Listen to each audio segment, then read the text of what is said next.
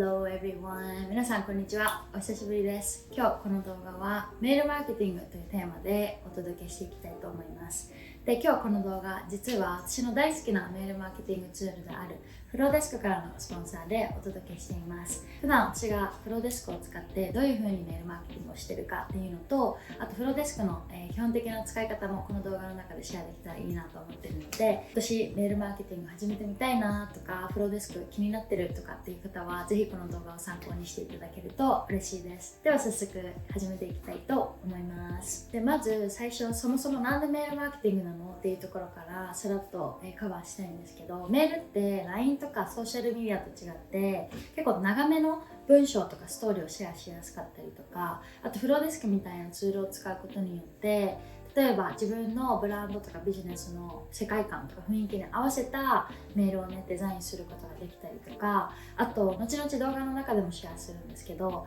例えばねメルマガ配信登録してくれた人に対して2日おきとか3日おきにメールを自動配信していくみたいな、そういう自動配信機能をね使ってで確実にね、ターゲットオーディエンスとビジネス、ね、自分との関係性っていうのを築いていくことができるので、メールマーケティングの、ね、メリットって本当にいろいろあるんですけど、私にとってはこの、ね、ターゲットオーディエンス信頼を築いていくためにすごく使いやすいツールがこのメール、フローデスクかなと思ってます。なので今日この動画の中では、メールの配信の仕方はもちろんなんですけど、それこそフォームを作って、ね、ウェイトリストとかメルマガ配信登録とか、そういうのに使えるフォームを作ってでそのフォームに登録してくれた人たちにちょこちょこメールを送っていく、そのワークフローの作り方もシェアしていきたいなと思ってます。というわけでイントロが長くなりすぎる前に早速、フローデスクを使って、ベーシックなまずはメールを配信していくっていうところからスタートしていこうと思います。はい。では早速画面を切り替えてフローデスクのチュートリアルに入っていこうと思います。まずフローデスク、サインアップもしくはログインしていただいたらこういう画面が出てくるかなと思います。今メールのタブにいて、で、この上からフォーム、ワークフロー、チェックアウト、オーディエンス、アナリティクス。で、この右上で、セッティングの画面ですね。メールアドレスを設定したり、他のツールと連携できたりとかもするので、そういった細かい設定がこの右上からできるようになってます。で、まず最初にメールを配信していく、ところからシェアしていきたいなと思うんですけど、私みたいにもうすでに過去に送ったメールがいくつかある。で、私、毎週ニュースレターを送ってるので、ニュースレター送るときは過去に、先週送ったメールをそのまま複製して、はい、この右上の設定ボタンから複製して、で、コンテンツ、中身だけ書き換えて配信するっていうやり方をやってます。なので、ゼロからデザインを作ってはない。ただ、まだ過去に送ったね、メールがない。もう今、フローデスクに入ってばっかりっていう方は、過去に送ったメールがまだないと思うので、この右上のニューイメールっていうところをクリックして、ここからメールを作っていきます。で、フローデスクのいいところが、もうすでにね、こういう感じでたくさんテンプレートを準備してくれてます。なので、このテンプレートの中からね、選んでもいいし、いつから自分でデザインしたいなと思った方、ね、自分の世界観どんどん表現していきたいなと思った方は、ここ、Start from Scratch っていうところをクリックして、で、ここから新しいメールの、まずタイトルをつけてあげてください。メールタイトルってちょっとわかりやすくつけておきますね。はい。それと、こんな感じで、もう本当にすごいシンプルな、まっさらなメールが出てきます。で、ちょっとカーソルを置いてもらったらわかるんですけど、ね、例えば文字のところ、ここはね、日本語を、文章を入れるところ、メールの文章が入ります。こんな感じで、文章を入れていけるところなんですけど、このプラスマークが出てるところですね、ここをクリックしていただくと、こういう感じで、はい、ロゴを入れることができたり、画像を入れることができたり、ね、また、ソーシャルリンクって言って、インスタグラムのリンクとかを入れることもできます。いろんなボタンも入れることもできます。で、このレイアウトっていうのをクリックすると、フローデスクが準備してくれてる、こういうテンプレートっていうのをね、使うことができます。例えば、ちょっとこれクリックしてみますね。はい。で、この左側、画像が入るところなので、画像を入れたい画像を、ちょっと選択していただいて、はい。で、ここも、ちょっとウェルカムみたいな感じで、英語の文字を入れてあげるといいかな。で、これが、レイアウトって呼ばれる、フローデスクが最初から準備してくれてる、テンプレートみたいな感じかな。なんかこう、ちょっとセクションのテンプレートですね。はい。で、テンプレートとは別に、このテキストボックスっていうのがあります。これもほんとシンプルに、テキストを入れる、ね、文字を入れるっていうブロックですね。で、注意点として、フローデスクがまだちょっと日本語に対応してない部分っていうのがあって、なので、このテキストボックスですね。このシンプルなテキストボックス、ね、ここには日本語を入れることができます。ただ、このレイアウトのところですね、最初からフローデスクが準備してくれてるこういうところね、英語の文字は入れれるんだけど、ここに日本語を入れようとすると、文字化けしちゃうんですね。ここでちゃんと日本語表示されてるんですけど、実際に送信したら、なんかちょっとこう、変な文字でもないか、なんかこう四角マークが出てきて、日本語が表示されないので、英語でメールを配信したい方に関しては、このレイアウト機能とか、テキストボックスを使って自由にね、英語でメールを書いていくことができるんですけど、日本語でメールを送信していきたいって方は、このレイアウトですね、このフローデスクが準備してくれているもの、ここに関して、このテンプレート系を使うときは、英語を使うようにしてください。じゃないと文字化けしちゃう。なので、ここに日本語を入れないようにする。で、日本語で文字を書きたいなと思ったときは、このレイアウトではなくて、この下のテキストボックスですね。ここだと日本語がきちんと表示されるようになっているので、このテキストボックスの中に日本語とかストーリーね、文章を書いていくっていうのだけ覚えておいてください。はい。そこだけね、多分今フローデスク頑張ってそこをこのバグを、直してくれようとしてくれてるので、いずれはこのね、レイアウトの部分も日本語使えるようになるかなと思ってます。で、それ以外にも、フォントを変えていくこともできます。今ね、最初、ヘルベッカっていうね、ベーシックな、フォントが入ってるんですけど、ここからフォントもたくさん種類があるので、自分のブランドの世界観とかに合わせて、もしくはもうすでに自分のブランド、ビジネス専用のフォントを持っている方は、フォントをアップロードして使うこともできます。はい。で、それ以外にも、背景の色をね、つけたりすることもできます。今すごい真っさらな状態なので、例えばこのキャンバスカラーを、ちょっとこういうピンクにしてみたりとか、青にしてみようかな。で、このバックドロップがこの画面自体のね、背景ですね。はい。で、こういう感じで、色を変えたりとか、あと写真をね、入れることもできます。この、またプラスボタンを押して、イメージっていうのを押して、ここに自分の、はい、好きな画像をちょっと入れて、で、サイズとかもね、こういう感じでちっちゃくしたり大きくしたりすることもできるし、このグリッドっていうところですね。この写真のイメージボックスをクリックして、この横のグリッドアスペクトレシオっていうところをクリックしたら、こんな感じで一つの段っていうのかなに3つ画像を入れたりとかもすることもできます。はい。で、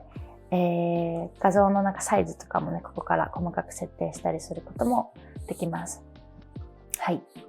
こんな感じでも本当に、キャンバを使ったことある人は、結構このフローデスクもすぐ使い慣れるかなと思います。本当にデザインしていきやすい。このね、メールの文章を入れるだけじゃなくて、こういう画像とか、ね、色をつけたりとかもできます。で、このクリックヒアって書いてあるところ、これボタンですね。はい。このボタン、このプラスマークからこういう風にボタンを入れることもできます。で、例えばこのボタンの色も今ね、黒になってるんですけど、ここをちょっと紫とか、目立つ色がいいかな。はい。色をつけてあげたりとか、クリックヒアって書いてるところ、ここにボタンのタイトル、詳細を見るとかよくありますよね。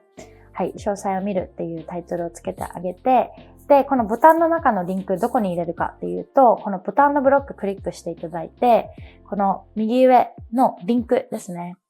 ここに自分の入れたい URL を入れます。例えばちょっとわかりやすく google.com って入れてみますね。はい。そしたらこのボタンを押すと google.com、リンクをね、入れたリンク先に飛ぶっていう感じになってます。で、リンク以外にも、ちょっとここ見てもらったらわかるんですけど、PDF とか、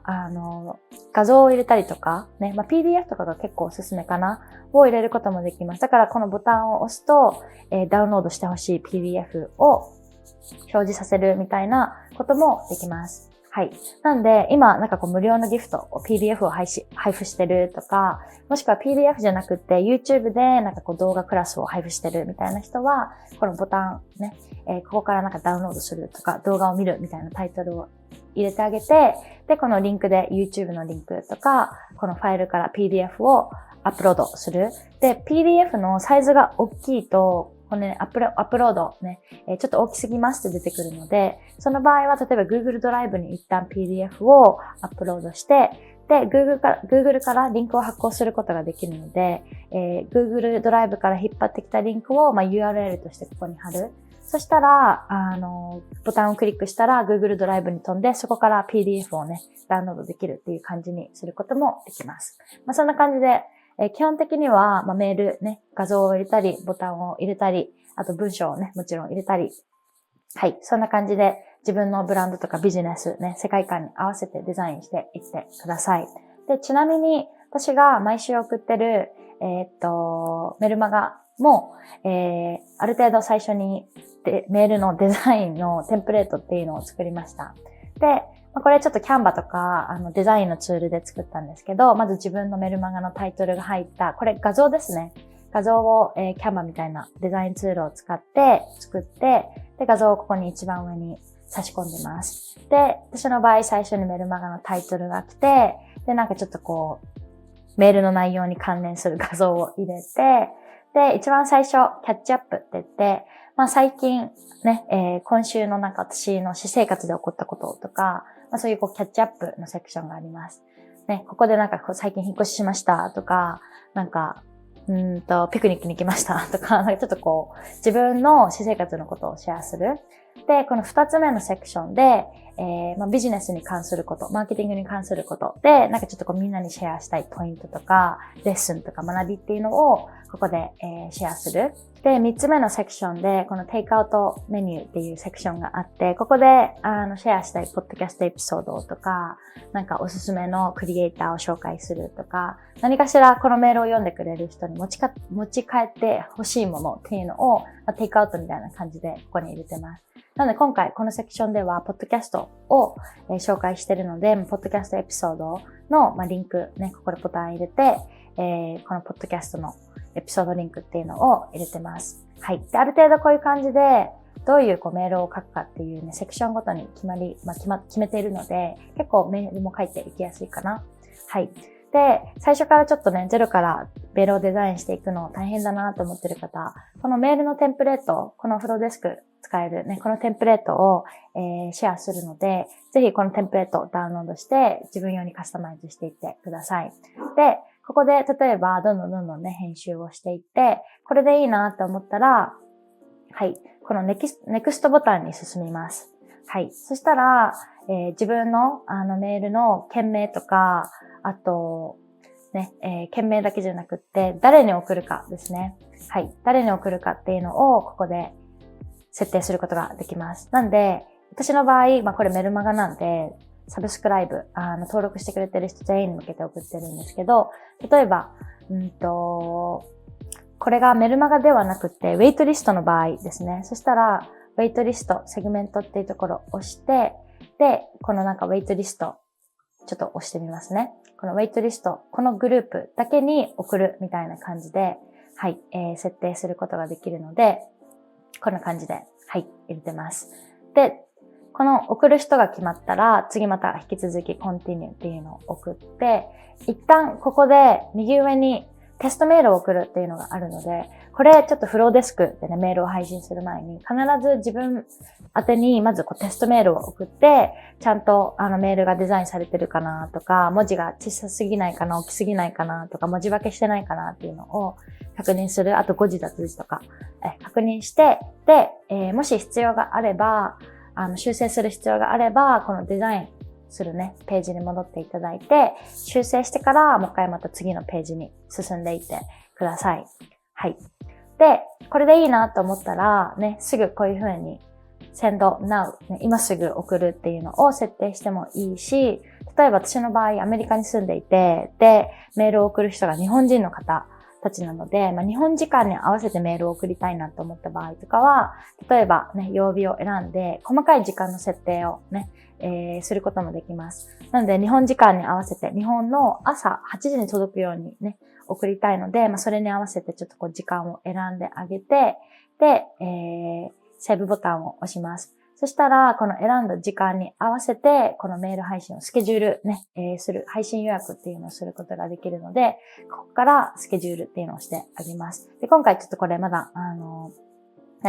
お見せしてるだけなので、スケジュールはしないんですけど、実際にスケジュールしたら、スケジュールされましたよっていう風に、フローデスクの中で見れるようになります。次、メールの配信がフローデスクを使ってできるようになったら、次は、フォームの機能とワークフローの機能、この2つをね、使いこなせていただきたいなと思ってます。なので、この2つちょっとこれから同時に、シェアしていきたいと思います。まず、先ほど紹介した、ニュースレターですね。私が配信しているニュースレターの、登録ページ、受け取り用の登録ページをちょっとここでシェアしたいと思います。まずここに左側に、マンデーコーヒーチョットっていうタイトルがあって、で、右側でね、ここのフォームに登録していただくと、こういう内容のメルマガが受け取れますよ、みたいな感じで、ここにね、説明文があります。で、登録して受け取りたいな、メールをね、メルマガ受け取りたいなと思った人は、ここに、名前とメールアドレスを入力して、で、この Join the Club っていうのを押すと、メルマガが受け取れるように仕組みになっています。で、こういうフォームをね、作ることもできるし、あと、自分がリリースする予定のある商品とかサービスに対して、ウェイトリストを作っておくっていうのもね、すごくおすすめで、で、こちら、私がリリースする予定のスケジュールミーアウトっていうね、新しいサービスのウェイトリスト登録用フォームになってます。で、ここもさっきと同じように、ちょっと左側にね、イメージ画像を入れて、右側にね、このウェイトリスト登録してくれたら、こういうものがもらえますよとか、こういうことをね、最新情報をお届けしていきますよ、みたいな説明文を入れます。で、ここもさっきの、メルマガの受け取りフォームと同じように、メールアドレスとお名前を入れて、で、このウェイトリストでね、登録してもらう。で、登録してもらったら、実は次、ワークフロー、ここで作ってあります。で、メールを自動配信していくっていうワークフローですね。で、私の場合、この、ウェイトリストに登録してくれた人が、このね、システムデザインコースウェイトリスト、このグループに入るように、設定してあります。で、このグループに入ってきた人に最初、このね、ウェイトリストへの登録ありがとうございますっていう、このメールね、送るように設定してあります。で、同じようにね、ウェイトリスト登録ありがとうございますって言ったら、ウェイトリストに登録してくれた人には Notion テンプレートをね、プレゼントするっていうお約束をしてるので、そのすぐ後に Notion テンプレートをダウンロードしてもらえるメールをね、すぐに送るように設定してあります。このボタンを押すと、Notion テンプレートをダウンロードできるようになってます。で、使い方のね、動画もちょっと入れたりして。で、それだけじゃなくって、じゃあその1日後、ちょっと1日空けて、次はね、このサービスを、ドロップ、リリースしていく裏側をちょっとシェアしたいなと思ったので、それについてまとめたメールを送る。で、そのまた2日後には、体験をね、デザインできるとビジネスうまくいきますよっていう、ちょっとこの新しい商品とかサービスにちなんだ内容のメールを送る。で、またその2日後には、ね、賢い CEO 流、ローンチの仕方みたいな感じで、また別のメールが送られるようになってます。で、こんな感じで、このウェイトリストですね、に登録してくれた人には、もうすでに私が何もしなくても、1、2、3、4、5通のメールが勝手に配信されるようにね、数日おきに配信されるように設定してあります。で、5通のメールを送ったら終わりではなくって、実際にこの新商品とか、サービスをリリースするまでの間、だいたい定期的に1週間に1回とか、1週間に1、2回とか、また、ここのワークフローには登録されてないメールをね、ウェイトリスト向けのメールを配信していくっていうこともできます。で、仮に新しくメールを送ったら、またね、6通目のメールとして、またこの2日おきに6通目のメールを送るみたいな感じで登録していくこともできるので、こういう感じで、はい、ワークフローっていうのを作っておくことで、もうただ登録してもらって、もう音沙汰なく終わりではなくて、ちょこちょこウェイトリストに登録してくださった方に向けてメールを送っていくことができる。なので、このワークフローの、作り方と、あとこのフォームの作り方を今からね、シェアしていこうと思います。で、まず最初に、セグメントって言ってグループを作っていきます。で、このね、オーディエンスのタブからセグメント、この上のね、セグメントっていうところをクリックしていただいて、右上のニューセグメントっていうのをね、クリックしてください。で、ここから、セグメントの名前っていうのを、つけることができるので、わかりやすく、じゃあ例えば今回は新商品のウェイトリストってちょっとわかりやすくつけておきましょうか。はい。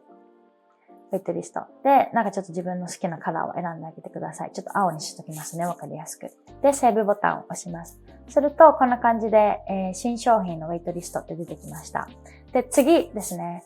フォームを作っていきます。で、このフォームのタブに飛んでいただいて、で、今回、このフォームに関しても、私が使っているフォームをテンプレートとして配布しているので、そのテンプレートを使って、文章だけ書き換えてもいいし、ゼロからちょっとフォームを作りたいって方は、この右上のニューフォームっていうところをクリックしてください。で、フォームのタイプにも、例えば、このフルページって言って、はい、URL が発行されるタイプの、もうほんと、ウェイトリストのページですね。こんな感じで、このページ自体、URL をシェアできるようなフォームもあるし、もうすでにウェブサイトを持っている方とかは、ウェブサイトに埋め込みできる用のインラインと呼ばれる、はい、サイトに埋め込みできる用のフォームを作ることもできます。もしくは、ウェブサイトでポップアップが表示されるような、そういうフォームを作ることもできます。でも一番わかりやすいのは、このフルページ。なので、初めてフォームを作る方は、このフルページの中から選んでもいいかなと思います。はい。で、今回はちょっと手っ取り早く、作りたいので、私のこの元々あったウェイトリストをちょっとコピーして作っていこうと思います。ここに新しく新商品用のウェイトリストみたいな感じで、ちょっとわかりやすい名前をつけてあげてください。はい。で、エディットボタンを押して編集画面に入ります。で、この左側、好きな画像をまた入れることができるので、なんかちょっと自分の商品とかサービス、ウェイトリストにちなんだ商品、画像を入れてあげて、で、ここに、商品のタイトルとか、ウェイトリストって入れてあげてもいいかな。はい。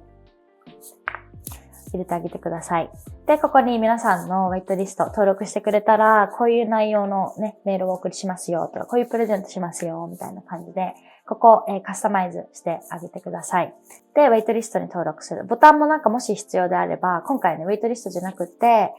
無料ギフト用にこのフォームを作ってる方とかは、ね、無料ギフトダウンロードするみたいな感じで、ボタンを、この文言を書いてあげてください。で、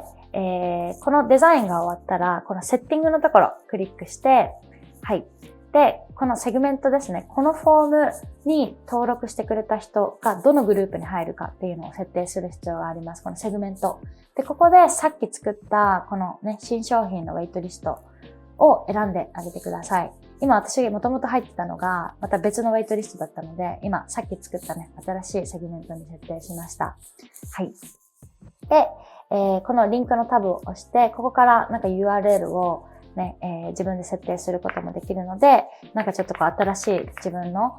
商品とかサービスのタイトルが決まっている場合は、それを入れて、タイトルを入れて、なんかウェイトリストみたいな感じで URL をわかりやすくしてあげるのがいいかな。はい。で、こんな感じで、まずこのフォームを登録してくれた人がどのセグメント、どのグループに入るか、ここだけ間違わないように注意してください。じゃないと、これから作っていくワークフローが機能しなくなるので、はい、ここだけしっかり自分が、設定したセグメントね、選択されてるかっていうのを確認してから、シェアかな？これで完成かな？で、このフォーム自体を、このシェアボタンを押すと URL ね、コピーできるようになってるので、これを例えば、ウェイトリスト登録してね、例えばインスタグラムとか、ポッドキャストとか、もしくはウェブサイトとか、このリンクをシェアする。そしたら、このリンクに飛んできた人、このウェイトリストのページに飛ぶので、ここから登録してもらうっていう流れになります。で、あと、この Thank you ページ、Thank you っていうところを押すと、ね、このフォームを送信した後のメールじゃなくてメッセージをここで設定することができるので、ここシンプルに登録ありがとうございました。で、メール随時お送りしていきますね、みたいな感じで設定しておいてください。はい。私のテンプレート、使っていただくと、最初からこういう感じで文章が、書いてあるかなと思うので、皆さんのこのフォームの、目的、内容によって、ここも書いてあげてください。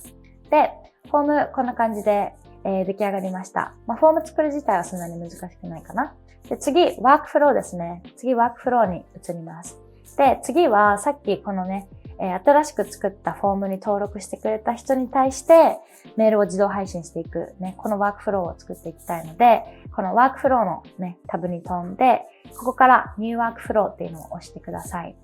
で、ここからまたいろいろね、フローデスクがテンプレート用意してくれてるんですけど、わかりやすくスタートフロムスクラッチ、ちょっとゼロから作るのをやってみますね。で、この新商品のウェイトリスト、ちょっと名前を入れてあげて、ちょっと今わかりやすくウェイトリストっていう風にしますね。で、ここからまず最初のトリガーを決めます。ここからさっきのね、新しく作ったセグメント、新商品のウェイトリストっていうのをクリックしてあげてください。すると、ここですね。もし誰かがこのセグメントに入ったら、このワークフローがスタートするっていうのが設定された状態です。次は、このプラスマークを押してください。で、ここからメールを、自動配信していく設定に入っていきます。で、このメールクリックすると、ね、メールを選択してくださいっていうね、画面、セクションが出てくるので、ここからこのウェイトリスト用に新しくね、ゼロからメールを作ってもいいし、すでに過去に送ったね、メールのテンプレートとかメールをね、ちょっと再利用したいなと思った方とかは、過去に送ったメール、ちょっと好きなね、デザインのものとか好きな内容のメールを選択して、で、このウェイトリスト、このワークフロー用に、このね、メールの中身ですね、文章だったりデザインっていうのを、カスタマイズしていく。で、このカスタマイズに関してね、メールを選択したら、この右側のエディットボタンからこの編集画面に入るので、このワークフロー用にね、文章とか、このね、画像を入れたりとか、デザインをカスタマイズしてあげてください。で、カスタマイズね、例えば終わったら、右上のフィニッシュボタンを押して、そしたら、この1通目のメールは、準備完了っていう形になるので、この右下の件名をね、編集するのも忘れないようにしてください。大体多分ウェイトリストの登録とか一番最初はウェイトリストへの登録ありがとうございましたみたいな感じのメールになるかなと思うので、はい、ここからウェイトリスト登録ありがとうございましたっていう風に、ちょっと件名をつけてあげて、はい。そしたら、これで1通目の、自動配信されるメールが完成しました。で、次、例えば2日空けて別のメールを送りたいってね、なったとしますよね。そしたら、このタイムディレイっていうのをクリックして、ここから今ね、1日空けてっていうね、感覚になってるんですけど、これを2日、もしくはなんか10日とかでもいいし、そのメールのね、どのぐらい頻度を空けたいか、皆さんのちょっとお好みによって、この間隔を、調整してあげてください。で、2日間間隔空けることもできるし、30分とか1時間とか、分とか時間単位で、1時間単位で設定することもできます。で、今回私は2日空けて2通目のメールを送ろうかなと思ったので、2日にしておきます。で、その次またさっきと同じようにこのメールを選択して配信していくメールをデザインしていくっていう感じですね。で、ちょっと今この動画用にわかりやすくどんどんこうワークフローを作っていきたいので、じゃあ2通目のメールもね、編集できました。じゃあ次3通目のメールをまた、じゃあ次は1日、もしくは3日空けてにしようかな。3日空けて、じゃあ次3通目のメールを送るね。こういう感じでどんどんワークフローっていうのを作っていってあげてください。で、今、私過去に送ったメールをそのままポンポン入れてるだけなので、こんな感じですぐね、ワークフローできてるんですけど、実際にはこのワークフローをね、皆さん一通一通のメールをデザインしていただくっていう作業が必要になるので、もうちょっと時間かかるかなと思います。はい。で、ある程度3通とか5通とか、自分がこのウェイトリストに登録してくれた人に対して、自動送信で送りたいなってメールね、入れたら、右上のパブリッシュボタンっていうのを押します。はい。で、このパブリッシュですね。押すと、公開された状態ですね。このワークフローがスタートした状態ですね。スイッチオンになった状態になるので、さっき作ったこの、ウェイトリストのフォームに登録していただいたら、もうすぐにこのね、パブリッシュされた、公開されたワークフローが始まるっていう仕組みになってます。で、仮にもうね、今この新商品ちょっと募集してないとか、ね、ちょっと一旦ストップしたいな、このワークフローをストップしたいなって時は、この右上の点々ボタンを押して、このパブリッシュになってるのを、オフね、ポーズ、一時停止状態にしてあげてください。で、このポーズマークが出てると、いくらこのね、フォームに登録しても、さっき設定したワークフロー自体は始まらないので、ね、例えば今募集してない時とか、まだ次回2期生の募集に向けて今まだ準備中とかっていう時は、このワークフローね、スイッチがオフね、一時停止されてるのを確認するようにしてください。じゃないと、これパブリッシュされた状態だと、常にどんどんこう自動配信がね、動く仕組みになってるので、そこだけ注意してください。はい、ここまでフローデスクのベーシックな使い方をカバーしてきました。メール配信と、フォームの機能、そしてワークフローの機能、この3つですね。で、実はフローデスク、今日カバーしたこと以外にも、チェックアウト機能ですね。フローデスクでお会計してもらうことができる機能なんですけど、ちょっとこれに関してはまだフローデスクが US ドル、アメリカドルにしか対応してないので、もしかしたらアメリカでビジネスされている方とか、アメリカドルでビジネスをされている方はぜひチェックしていただけるかなと思います。で、もう一つ、フローデスクの中にアナリティクスページ、ね、分析ページっていうのがあって、でそこをぜひチェックしてほしいんですけど、そのアナリティクスページから、自分のメール、ね、最近送ったメールの中でどのメールが開封率が高かったかとか、あと1週間のうち何曜日、ね、そして何時ぐらいにメールを送るのがベストなのかみたいな、そういうデータを見ることもできるので、ある程度ね、フローデスクを使い始めて1ヶ月とか時間が経ったら、ぜひそのアナリティクスページも、チェックしていただきたいなと思ってます。はい、というわけでここまで私の大好きなフローデスクについて、シェアしてきましたが、結構ね、フローデスク以外にもメールのマーケティングツールってたくさんあると思うんですよ。で、私がフローデスクを愛用してる、ね、理由っていうのが、使いやすさと、あとね、そのデザイン性がいいメールが作れるっていうのと、あと自動配信ができる、ね、ワークフローが作れるっていうのと、あとコスパの良さなんですよね。で、フローデスク以外にも、メールマーケティングツールっていうのがたくさんあって、で、結構なツールが、例えば1ヶ月に何人に対してどのぐらいの頻度で何通のメールを送るかによって、月額とか年間のサブスク価格っていうのが変わってくるんですね。だから1ヶ月にね、そのメールを送る人数とかメールを送る数が多ければ多いほど、結構サブスク価格が上がっちゃうツールってすごく多いんですね。で、結構それって私たちスモールビジネスからするとどうしても経費を抑えたいから、それってちょっとネックになっちゃう。ただ私がここ数年愛用してるこのフローデスクに関しては、今年2025年の11月28日までに、私の、ね、シェアするリンクを使ってサインアップしてくださった方には、毎月100人でも1000人でも5000人でももう何百通のメールを送ったとしても、